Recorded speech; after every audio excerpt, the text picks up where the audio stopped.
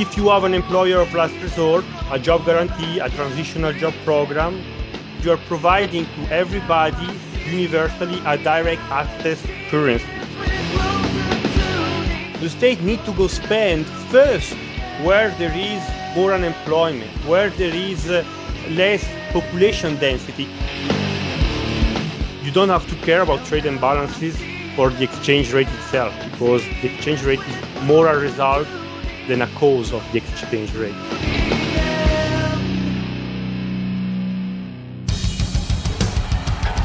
What I have said is that this campaign is not just about electing a president, it is about making a political revolution. MMT! Taking money from our children and borrowing from China. People are dying. Is the program so critical it's worth borrowing money from China to pay for it? And if not, I'll get rid of it. Stop lying!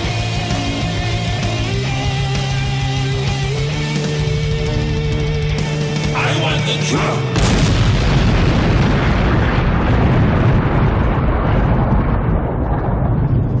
Now let's see if we can avoid the apocalypse altogether. Here's another episode of Macro and Cheese with your host, Steve Grumbine. All right. I want to thank Ivernizzi of the Rete MMT from Italy joining us today at Macro and Cheese. Today, this interview, this discussion, is kind of a continuation of our first meeting at the World Modern Monetary Theory Conference in New York City. I got to first meet Ivan at the conference, and we talked about his paper. And his paper, which we're going to be discussing today, is called MMT Theory of Exchange Rates. Now, for those of you in the United States that listen to Macro and Cheese, you'll know that many people out there talk about, well, MMT is good for a closed economy and only for domestic markets. And a lot of times they'll dismiss the concept that MMT even talks about exchange rates or talks about any of the external constraints as a whole. Ivan has taken an academic deep dive into this subject, and I found it fascinating. So what I'm going to do before we get too far into this is allow our friend Ivan to introduce himself so we can give a proper explanation of who this young man is, and then we're going to go into an explanation of what this paper is all about. So Ivan, tell us a little bit about yourself. Hi, sure. Thank you for having me. It's really a pleasure for me to be here with you now. So I'm a co-founder of Rete MMT, which is an association that is spreading MMT into the Italian society in several environments: academic, business association, union, cultural environment, and of course on the net. And through the years, somehow helped the development and create a connection with Spain. In fact, we have our cousin in Spain, which are called Rete MMT Hispana. Red means network, and Rete means network in Italian. And now, currently, I'm actually trying to develop MMT also in France with the help of Robert, which is a French accountant, retired. So, I have a bachelor in political economics. I'm finishing my Master of Science in Political Economics at University of Bergamo.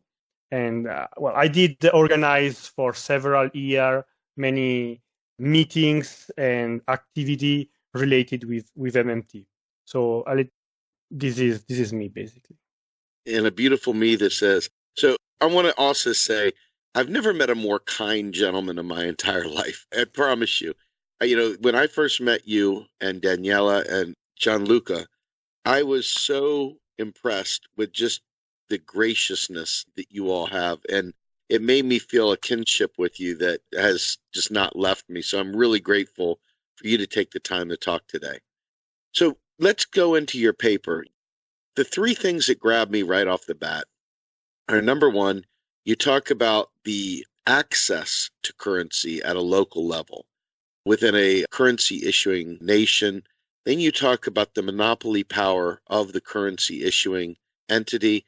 And then you talk about the exchange rates and the theory of exchange rates beyond the domestic borders of a currency issuing nation. So why don't we start with the first part, which is the overview of your paper, and then we'll take a stab at each one of those three concepts to finish off the program. Sure. Basically, I start from the really nucleus of MMT that recognize the currency as a public monopoly, which is imposed on a territory by the taxation. So you have that a state imposes taxes to a set of economic agents. Those taxes create the need in those economic agents to provide themselves with the currency.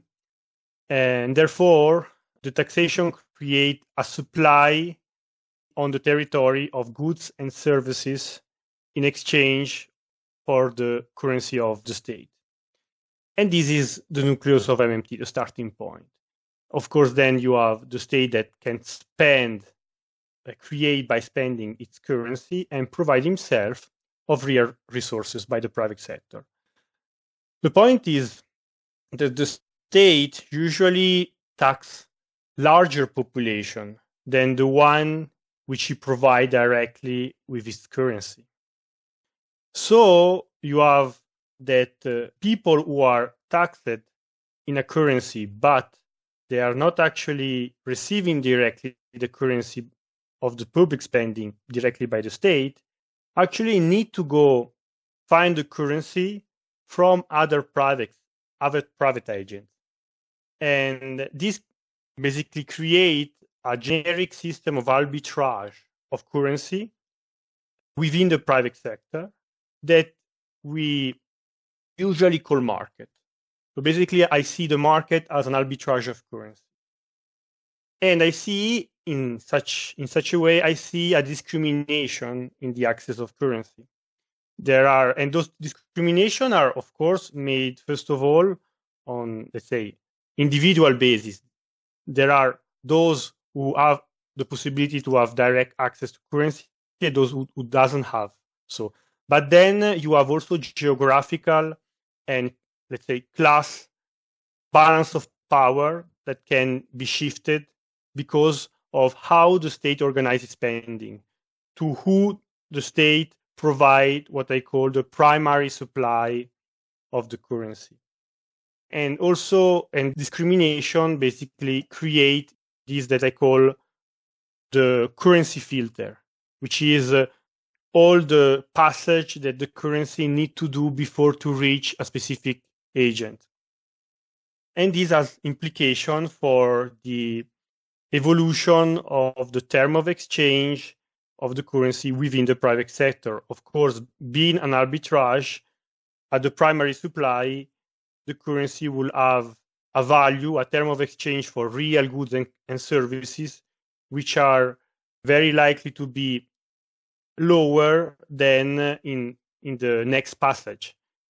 And you can see the effect of that in prices. How come the prices in a very remote or peripheric area are likely to be different than, I don't know, in the center of the capital of a country? Because the primary supply of the spending is likely to be more in the center of the capital than anywhere else. Yeah, so this is basically the overview. And another point which is very important that is related with all the things I said is that the currency being a monopoly, I mean, the monopolist has a power, a direct power in the determination of its value, of its term of exchange. Is the state that decide what the private sector need to do to at the primary supply to get its currency. And that's something that in post-Keynesian theory and approach is completely absent.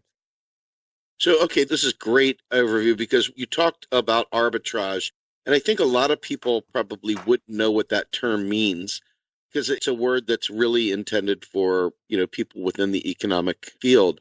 But this is an extremely important word, and it captures an awful lot of stuff. If you look at just the dictionary version of it, It says the simultaneous buying and selling of securities, currency, or commodities in different markets or in derivative forms in order to take advantage of different prices for the same asset. So basically, this is talking about trade and the exchange of not only currency, but goods and services. That is arbitrage, correct? Yeah, well, for arbitrage, I mean that there is basically economic agent then that buy something and then resell the same thing at a higher price. And is the case of currency when you have a corporation, for example, that receives the currency directly from the state at a specific term of exchange, and then is able to resell this currency to buy other things, providing higher value to the currency. Why? Because the subject, this corporation that is buying those commodity, doesn't have the direct access to the state. Let me make an example, so maybe it will be more clear. Make the case the state is building a new parliament, okay, and is hiring a big company for making this parliament.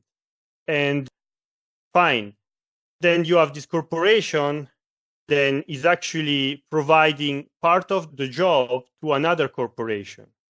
And then you have this other corporation which is actually providing part of his job, let's say half of his job, to another corporation.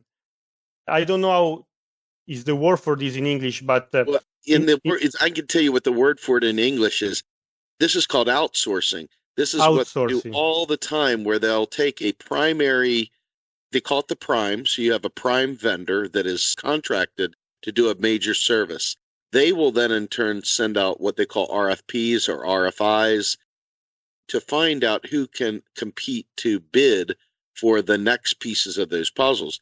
And what they'll do is they'll pick the low-cost provider so they can keep making profit on all these different groups coming in to do this work.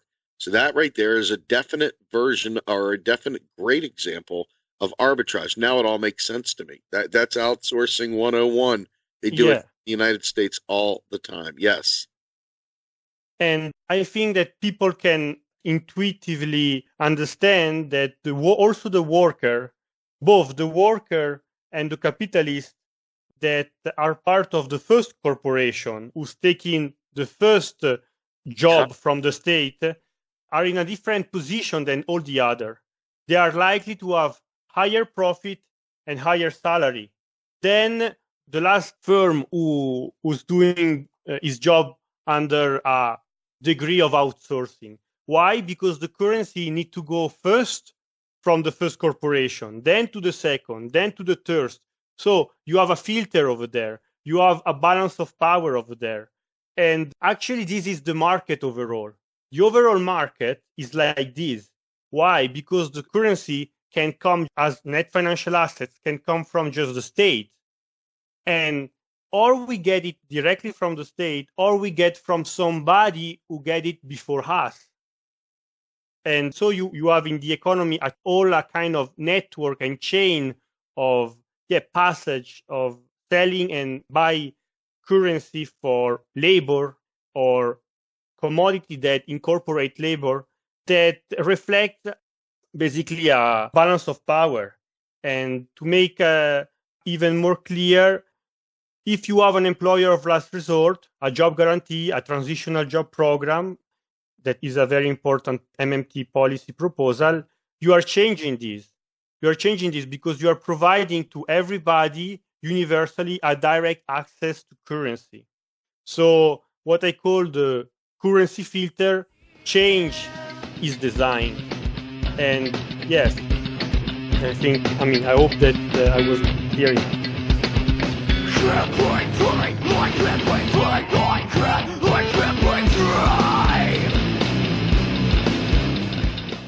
You are listening to Macro and Cheese, a podcast brought to you by Real Progressives, a non-profit organization dedicated to teaching the masses about MMT, or modern monetary theory.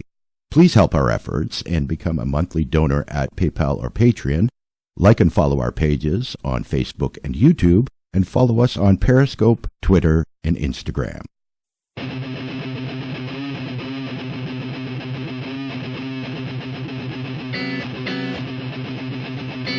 It's testing my tolerance, trying my patience, and never want to see me reach another one waiting. I'm tired of the lies you tell me, lies you tell me. It's testing my tolerance, trying my patience, and never want to see me reach another one waiting. I'm tired of the lies you tell me, lies you tell me. So we talked previously about the inequality baked into that system. Obviously, the people that get that first pass at this have a higher standard of living, have a higher benefit rate. For example, in the United States, it's not uncommon for that first dollar to be spent into a major corporation that is obviously friends of people that are in Congress and so forth, a lot of corruption and so forth. But they have benefits, they have health care, they have Cadillac plans, they're able to do all these great things. But then the contractors that they hire oftentimes don't even have health benefits, have an hourly wage without any paid time off. They're an at-will employee, meaning that they could be fired at any time for any reason without cause. And they have no protections whatsoever. So not only are they getting filtered through this currency filter you talk about, but they're also being really, really stranglehold by the capitalist, by the first pass corporation that gets that first access to the currency upon the first issuance. So there's an incredible amount of inequality baked into this currency filter that I don't think people fully realize. I know that they understand something's wrong, but the idea of how does this play in? How do we balance this out? How do we bring about a more equal society? And I know that, we've talked some about this, but what is your prescription? What is the MMT response to how to address this currency filter and this access to currency that is so unequal? Yes, let me answer to the point that you raised first.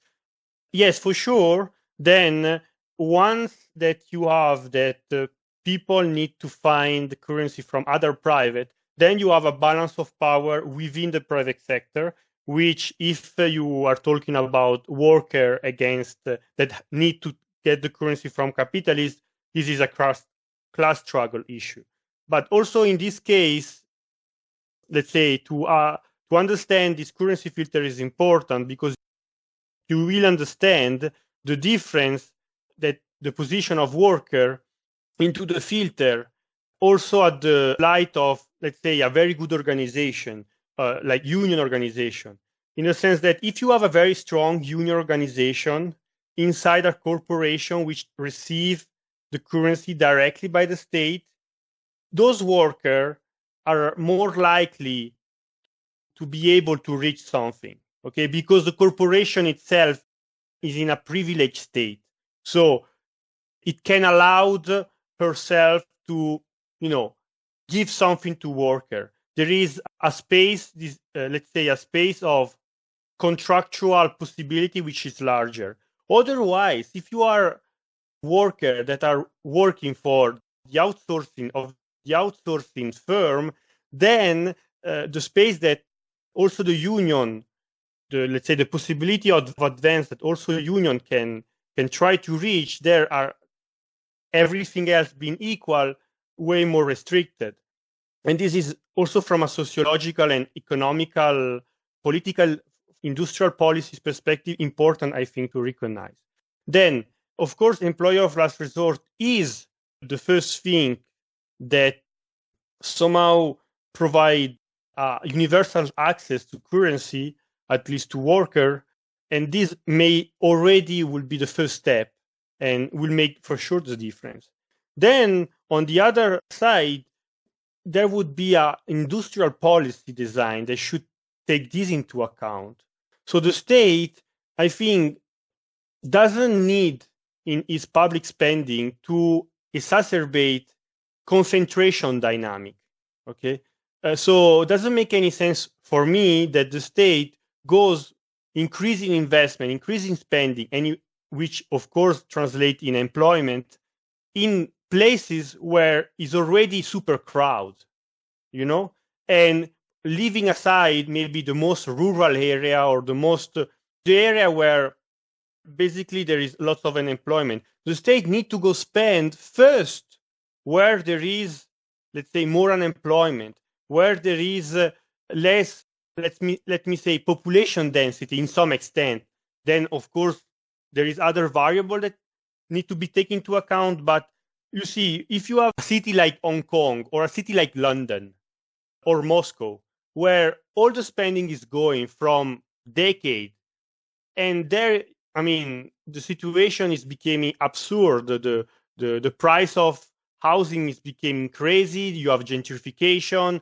and you have basically a society which is becoming more and more impossible. So my suggestion is to not concentrate the public spending there, but try to delocate a little bit what is possible to delocate in terms of, I don't know, agency, in terms of investment for specific function that could be not concentrating into the capital.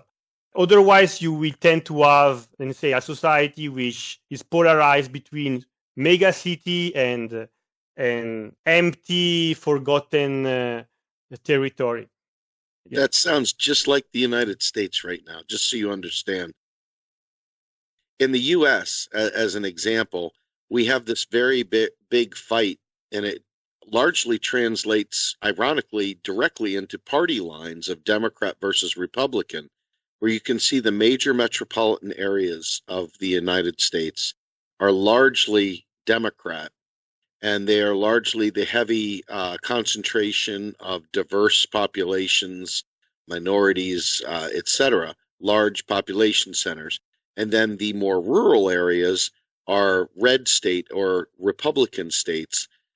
And these individuals, there's a huge chasm of resentment, whereas these rural states want to have a say in what's going on. They feel like they're completely dominated by these urban centers.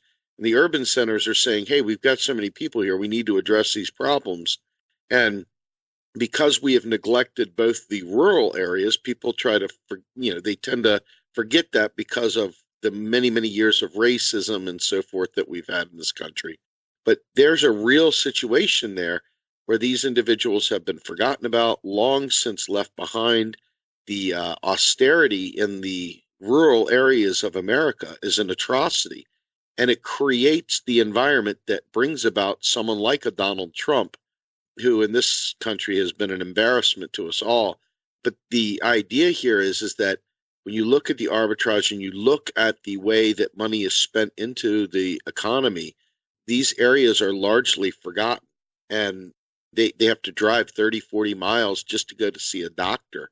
It's really, really rough, and there's no getting out of it because you don't have any money to leave. So you're stuck, and they leave these islands of people that are desperate and destitute. And I think this is a really important point you raised. So thank you very much.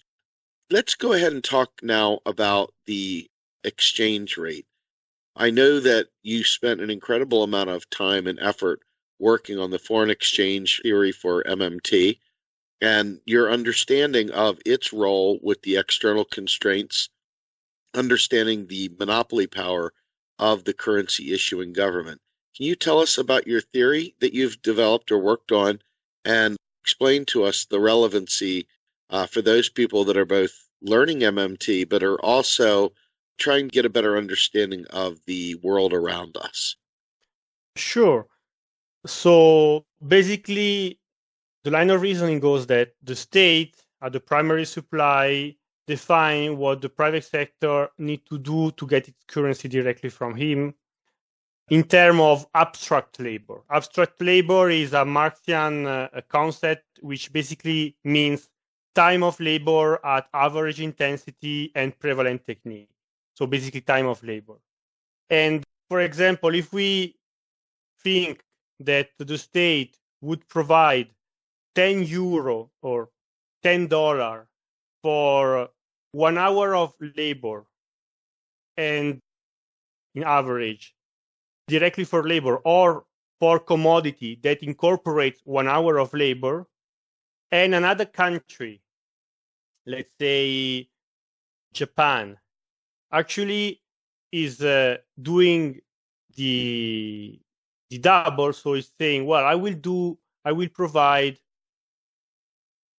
20 yen for 1 hour of labor or for commodity that embody 1 hour of labor, then the intuition is that everything has been equal, the structural exchange rate would gravitate around the $1 will be 2 yen. Okay, there will be $1 to $2 yen, 1 to 2, and so this to provide an hint. Then of course there are many other elements that need to be taken into account: credit dynamics, real economics dynamics. There is a monopoly power that can distort this structural term of exchange, as well as a shift in technology in one place on the other. But to recognize that structurally there is something which is set by the state, and then there could be dynamics which are built on that. Okay, one of those dynamics is also how harsh, let's say, how discriminate is the currency filter, because if you have a country that has, for example, an employer of last resort, or as a state that is not making lots of discrimination in the access of currency, and another state in which this discrimination is very, very high, also this will impact the exchange rate. Why? Because in the country where there is lots of discrimination in the access of currency, there will be an increase, a very big increase within the domestic, local, private sector in the currency value. So why is it important to understand that at the end of the day? Is it important to understand that so there is a constraint that is set by the state on the value of the currency? The value of the currency, both in terms of real resource, in terms of abstract labor, and in terms of other currency, is not random, and is not driven by the import-export. It's not trade imbalances which are driving itself the exchange rate. There is something a priori of that. Then, otherwise, trade imbalances are reflecting the foreign net desire to save our currency at the current term of exchange, which is set domestically. And why is it so? Because the currency is created by the state with a term of exchange. The term of exchange doesn't emerge a posteriori, once that get into international market or so. It actually at first introduced into the system with a term of exchange. And somebody could say, well, but who care about the term of exchange that a state is providing? Well, look, the point is that the state is able, with the system that we know, taxation and spending, to set, at least at the primary supply, how much work a currency buy, how much work time. And work time, which is labor force, actually are an essential input for any production. So once your currency buy labor, it has value for everybody. It's commensurable for everybody. So that's why there's no point. It's not about if foreign agent will be interested or not in our currency, is at which term of exchange. And of course, the term of exchange will be compared with how much labor a foreign currency is able to buy. So this is basically my paper. And the conclusion is that you don't have to care about trade imbalances for the exchange rate itself, because the exchange rate is more a result than a cause of the exchange rate. And it's very important to say this, and now I'm finishing, but because in my experience in Italy, in Spain, in the academics, outside the academics, at one point, say the most pernicious concept that emerged is the foreign constraint. And MMT doesn't say that there is no foreign constraint at all. The foreign constraint, of course, could be there also in a floating exchange rate system, but is technological, is of a qualitative. Is not about currency, is not about exchange rate. is different. It's about what you are able to produce with your labor force. But there's no constraint that prevents you to have full employment when you have a floating exchange rate system and you are a control of your currency. This is fantastic. So really, to put a bow on it, many of the folks that follow us here at Real Progressives would say it is the real resources, once again, the ability to purchase goods and services with your currency that is what really matters in the end. And it is definitely a function of the monopoly issuers' value that they've placed on their own currency, because they are the price setter, as Warren Mosler often says. Yvonne, thank you so much. This was incredibly enlightening to me. Hopefully everybody got to enjoy this. I can't wait to see you again. Tell everyone over there within your team and so forth, the rest of the people that are with the Rete MMT community, that we at Real Progressives and Macro and Cheese thank them for all the hard work they're doing. And you in particular, Yvonne, thank you so much for taking the time to be with us today. It's a very pleasure to be here, and I hope that we will continue to have collaboration like this one, because I see this exchange has been very fruitful and very energizing from a moral and psychological standpoint for me. Absolutely. All right. Well, look, thank you so much. And with that, we're going to close out. Everyone, please follow us on Macro and Cheese, Real Progressives. We look forward to hearing from you all in the future. Thank you so much. And of course, follow Yvonne at Rete MMT Italy. And with that, have a great day, everyone. Bye-bye. MMT. Macro and Cheese is produced by Andy Kennedy. Descriptive writing by Virginia Cox and promotional artwork by Mindy Donham. Macro and Cheese is publicly funded by our Real Progressive Patreon account. If you would like to donate to Macro and Cheese, please visit patreon.com/realprogressives. I want the truth.